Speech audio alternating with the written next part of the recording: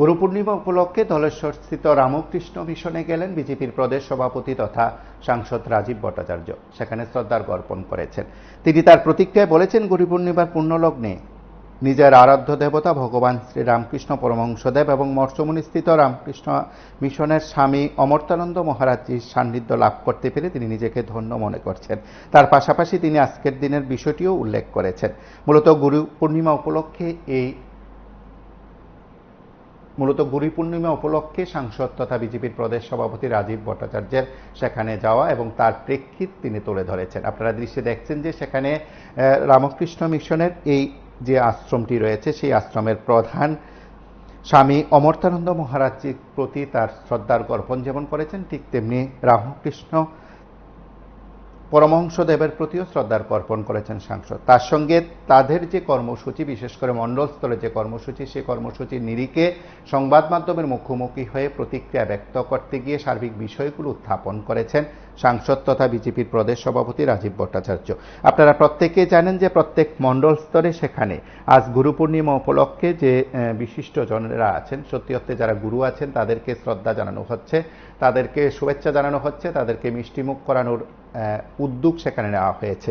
সেই লক্ষ্যে সেখানে স্বামীজি এবং রামকৃষ্ণ পরমহংসদেবের উদ্দেশ্যে শ্রদ্ধার্ঘ অর্পণ করে সেখানে আশ্রমের যিনি প্রধান রয়েছেন স্বামী অমর্ত্যানন্দ মহারাজজির, এবং তাকেও সেখানে শুভেচ্ছা জানানো হয়েছে বিজেপির বনমালীপুর মণ্ডলের তরফে। সেই আয়োজনে বিজেপির প্রদেশ সভাপতি রাজীব ভট্টাচার্য সহ অন্যান্য কর্পোরেটর এবং যারা বিজেপির নেতৃত্ব রয়েছেন, মণ্ডল সভাপতি সহ সংশ্লিষ্টরা সকলে উপস্থিত ছিলেন এই আয়োজনে। এই আয়োজনের প্রেক্ষাপটে সংবাদ মাধ্যমের মুখোমুখি হয়ে কথা বলেন বিজেপির প্রদেশ সভাপতি তথা সাংসদ রাজীব ভট্টাচার্য।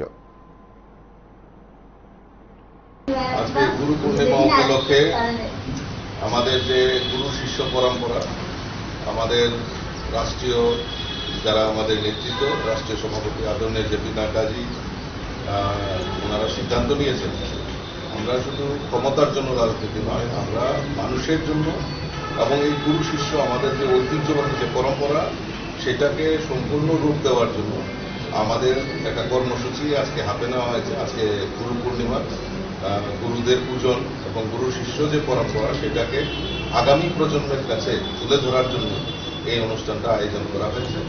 আমিও আজকে সকালবেলা আমার যে আরাধ্যদেব রামকৃষ্ণ মিশনে আমি আমার মণ্ডলের কার্যকর্তাদের সঙ্গে এখানে এসেছি এবং এই গুরু শিষ্য যে পূজন সেটা সম্পন্ন করেছি এবং আগামী দিন এই গুরু শিষ্য যে পরম্পরা, আগামী প্রজন্ম সেটা ভালোভাবে বাস্তবায়িত করার জন্যই, এই বার্তা দেওয়ার জন্যই আমরা আজকে এই কর্মসূচি হাতে নিয়েছি।